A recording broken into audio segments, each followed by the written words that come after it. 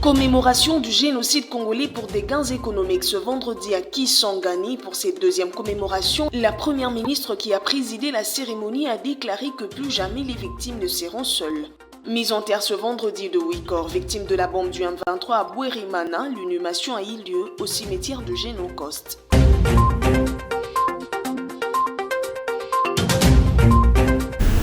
Vendredi 2 août, bonsoir et bienvenue à cette grande édition sur la chaîne du repos. Parlant de la grande actualité du jour, la deuxième commémoration du génocide congolais pour des gains économiques s'est déroulée à Kisangani, capitale de la Tchopo. La première ministre a présidé cette cérémonie combien émotionnelle pour Judith Suminwa-Tuluka. Plus jamais les victimes seront seules.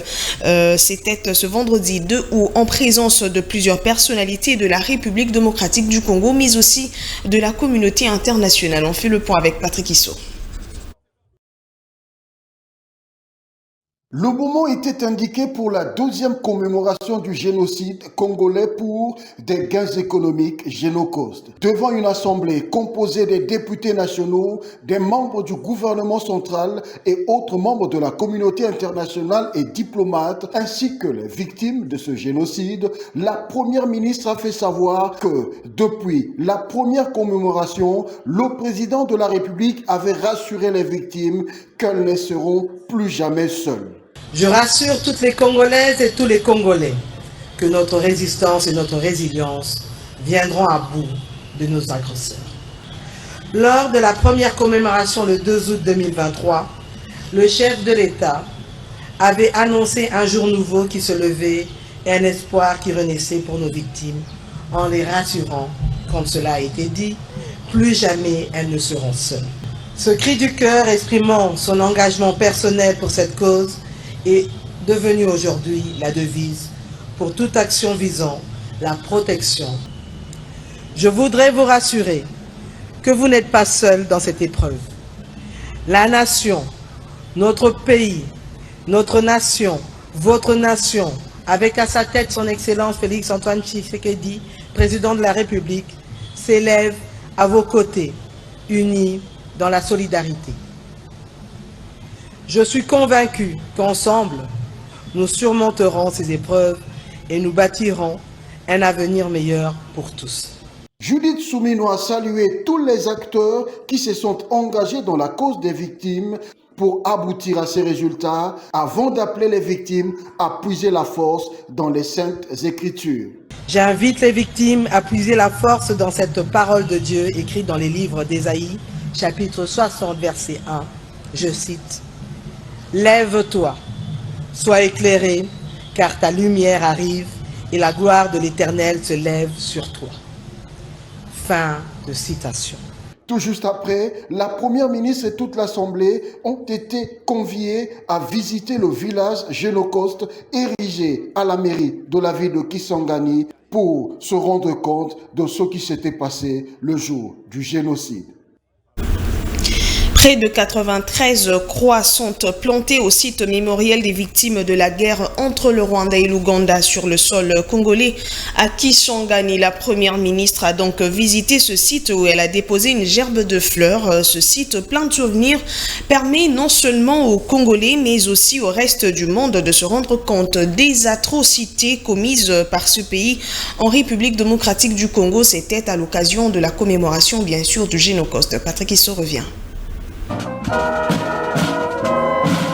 Après l'accueil par un comité restreint conduit par le gouverneur de la province de la Tchopo, le directeur général du Fonds national pour la réparation des victimes de violences sexuelles liées au conflit et des violences, des crimes contre la paix et la sécurité de l'humanité FONAREV, Kevin Gunga, a fourni des explications à la chef du gouvernement sur l'aménagement de ce site mémoriel ainsi que les images qui retracent la guerre entre le Rwanda et l'Ouganda sur le sol congolais et les morts que ces combats ont provoqués. Ensuite, le numéro 1 du gouvernement central a effectué une marche rythmée par l'hymne aux morts exécutée par la fanfare de la garde républicaine. Une marche qui l'a conduit devant 3 stèles érigées en vue du recueillement sur ce site chargé de souvenirs et d'émotions. La première stèle est dédiée à la mémoire des victimes du massacre de guerre de 1, 3 et 6 jours jetés dans le fleuve Congo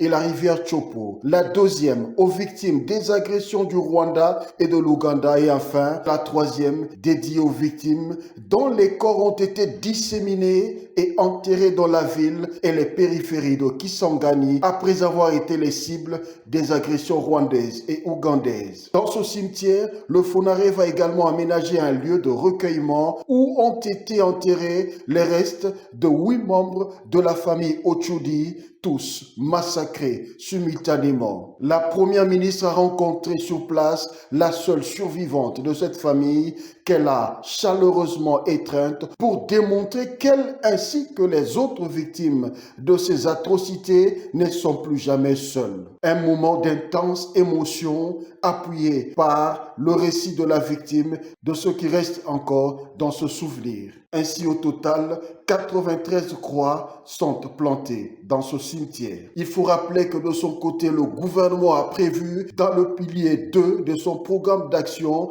des mécanismes de réparation en faveur de ces victimes, mais aussi des garanties de non-répétition. Pour la première ministre, plus rien ne sera oublié et la justice sera rendue à tous. Un message également lancé en direction des agresseurs de la République démocratique du Congo. Et des larmes ont coulé sur plusieurs visages, cela après le témoignage poignant de quelques victimes du Génocoste à Kisangani, ville martyre ses têtes ce vendredi de août. Regardez.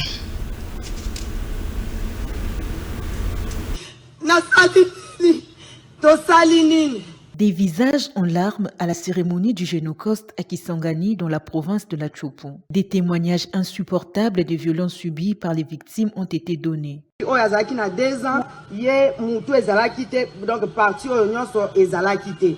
Sûrement, bon, na évité. Bamboa balé bango. Nga na évité bango na bibo. Bozongi sakasinga kuna nga pena kende kukufu. Nzoka koto Croix Rouge esalaki musala nango. Tango bakunzi bango ba ekozwanga. Tango ba Croix Rouge ba ekozwanga ba ke kolakisa ngai esika bakundaki bango. Alors tango nazaki kaka na maboko ya nini ya ba Croix Rouge. Nde mutu moko o bakima na petite sœur alobite leki na ye moko azali aza me toyebi place akete ba rassurer biso ke aza batuninga so ko pesa ba identité na ye na pesi identité tango na pesi identité bake koya na leki na ngai azalaki na etani. Vous pouvez imaginer na moni leki na ngai après 45 jours,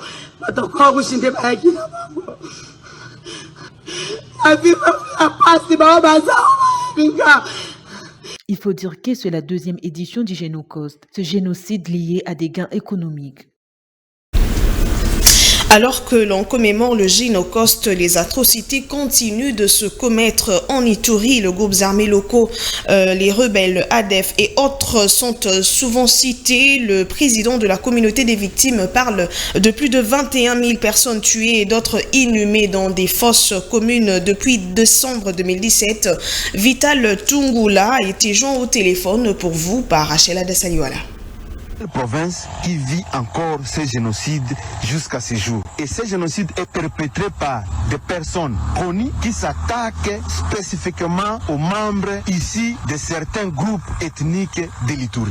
Et à ce jour, nous avons déjà enregistré plus de 21 000 morts qui sont entassés dans plus d'une centaine de fosses communes. Et ce que nous déplorons aujourd'hui, la province de l'Ituri semble être une province totalement oubliée, où les morts ituriens n'a aucune considération, puisque aujourd'hui, s'il y a même des gens qui sont morts dans un concert à Kinshasa, c'est tout le gouvernement qui est mobilisé, mais en Ituri, nous enregistrons des morts et des morts. Et le génocide qui se passe en Ituri, c'est un génocide entretenu et non combattu. Nous aimerions voir que le gouvernement de la République venir ici chez nous en Ituri, lancer des journées comme ça pourrait soulager tant soit peu la population qui vit encore ce génocide, au lieu d'aller lancer dans la province de la Chopo, à Kisangani, là où les gens semblent même oublier ce qui s'était passé. Ici, chez nous, nous continuons à enterrer nos gens comme si nous étions dans la Première Guerre mondiale.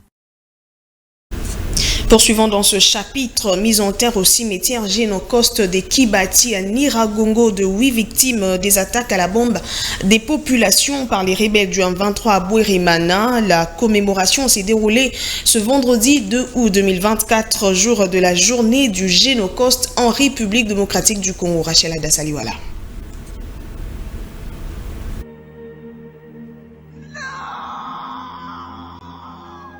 À Goma, en marge de la commémoration ces 2 août de la journée du Génocoste, le gouvernement provincial du Nord Kivu, en collaboration avec les Fonds national de réparation des victimes des violences sexuelles liées au conflit et des victimes des crimes contre la paix et la sécurité de l'humanité, FONAREV, ont organisé une série d'activités. La première était consacrée à l'inhumation au cimetière des Génocostes, dont le groupement des Kibati en territoire de Niragongo, des 8 personnes tuées par les bombes larguées par les M23 sur les villages Bouérimana, dans le sud du territoire des Massissi, entre lundi 15 et mardi 16 juillet dernier. Après leur mise en terre, les survivants de ces tueries et massacres se sont réunis dans un hôtel à Goma où ils ont partagé leurs expériences et échangé sur leur réalité commune. Ces victimes ont également déploré ces incidents sécuritaires qui ont déjà coûté la vie à plusieurs millions de Congolais depuis 1993. Elles disent exacerbées par la nouvelle guerre d'agression imposée par les Rwandais à travers la rébellion du M23. Ces victimes ont organisé une marche pacifique en début d'après-midi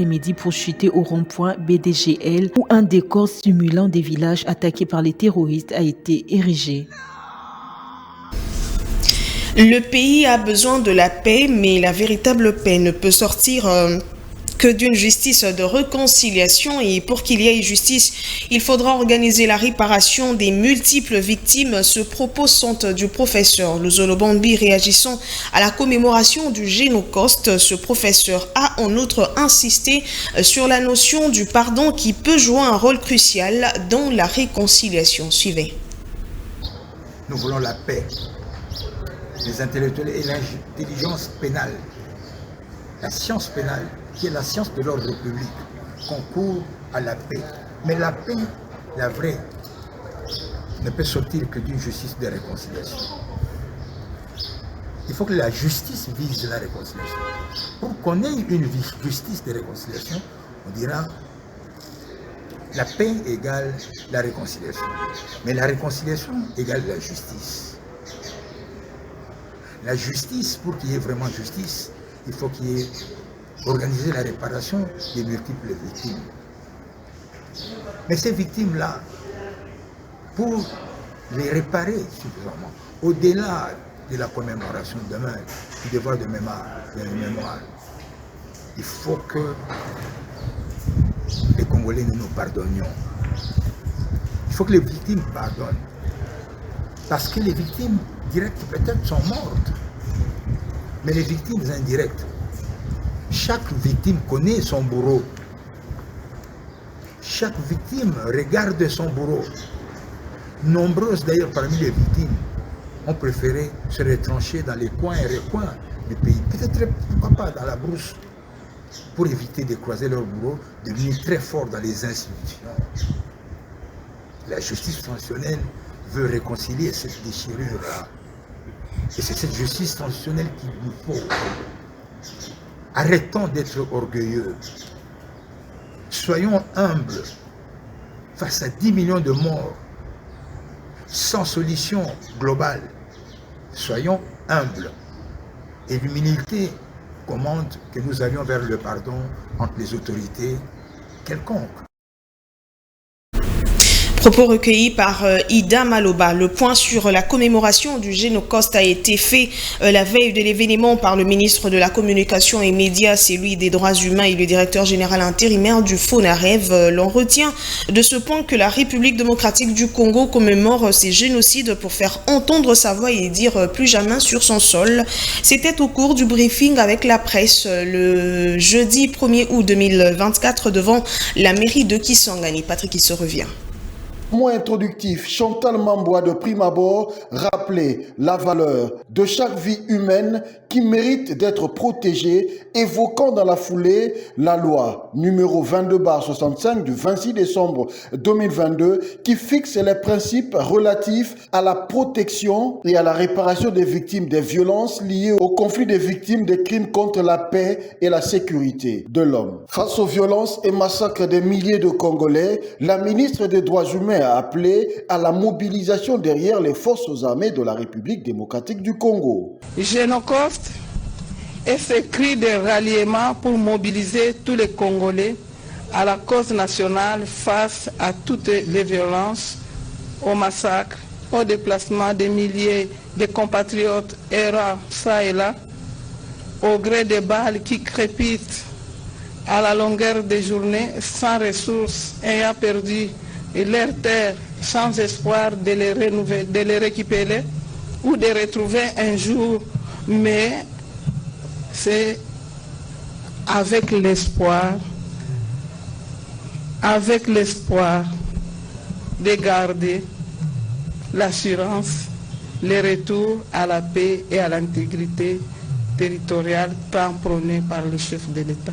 Prenons la parole à son tour, le directeur général intérimaire du Fonds national de réparation des victimes de violences sexuelles liées aux conflits et autres crimes contre la paix et la sécurité de l'humanité. Kevin Ngunga, premièrement, rappelé les missions du FONAREV, établissement public qui non seulement identifie les victimes, les aide à avoir accès à la justice, mais aussi leur octroi des réparations. Le ministre de la Communication et Médias et porte-parole du gouvernement, Patrick Mouyaya, a martelé sur la symbolique d'une commémoration pour combattre les violences. Donc, l'exercice de demain ne consistera pas seulement à aller par exemple au cimetière ou à écouter des discours, mais c'est un exercice qui permet de rappeler aussi les événements. Et donc nous, on va compter sur vous, notamment des médias, pour expliquer la symbolique. Au-delà simplement de la célébration de la journée de demain, mais aussi rappeler l'histoire et nous assurer que à Kisangani,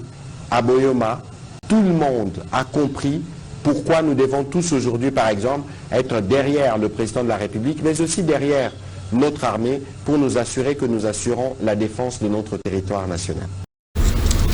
Et cette information, incendie a limité 16e rue. Plusieurs véhicules des particuliers qui ont été entreposés par la police dans la fourrière à proximité de l'échangeur ont pris feu. Selon les responsables de cette fourrière qui ont dressé un bilan, 17 véhicules ont été brûlés.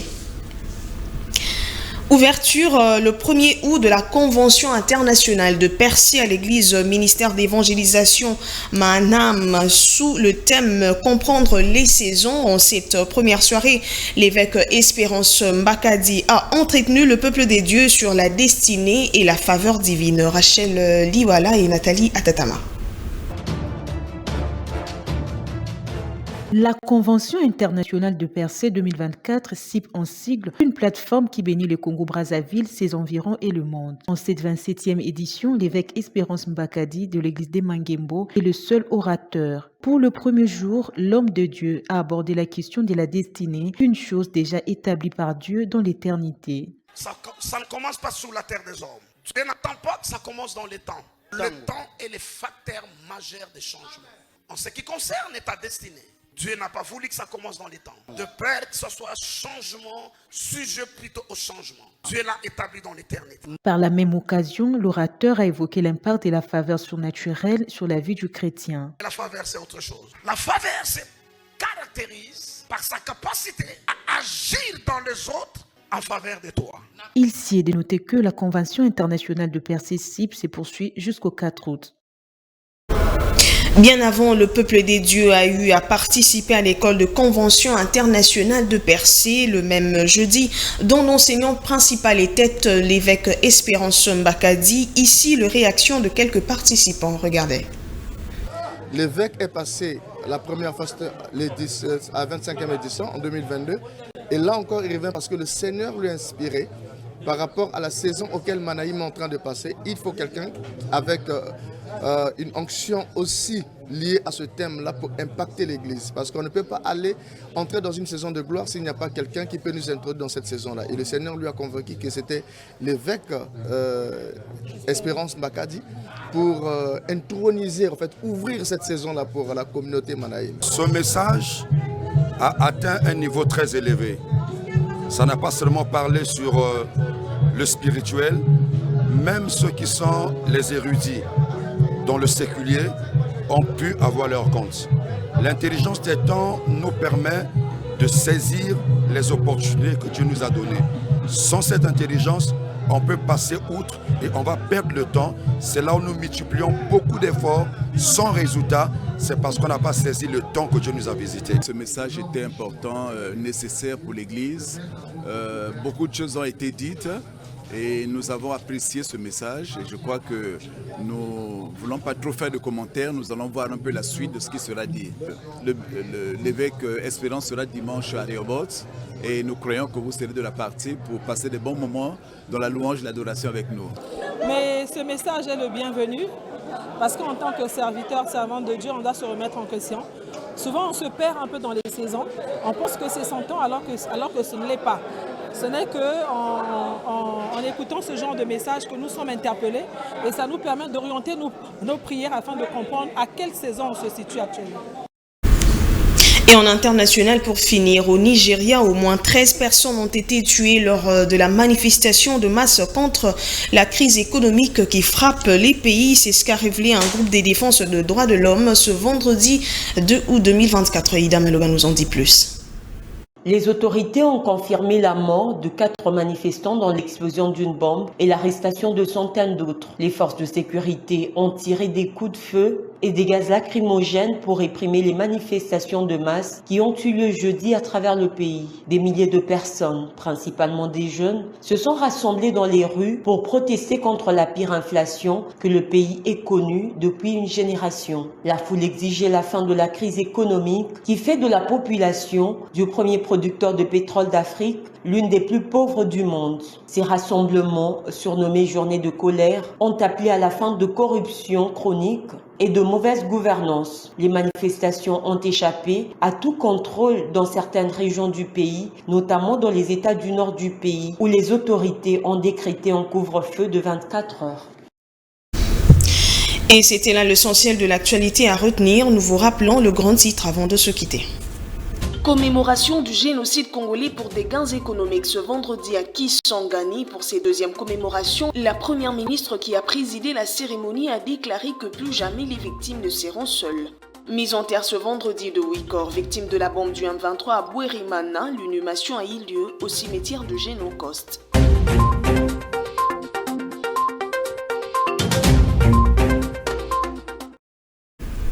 Ce journal est terminé. Madame, Messieurs, merci à vous de l'avoir suivi. On se retrouve demain à 19h30 sur Vert Pâturage Télévision. D'ici là, portez-vous bien. Au revoir et bonsoir chez vous.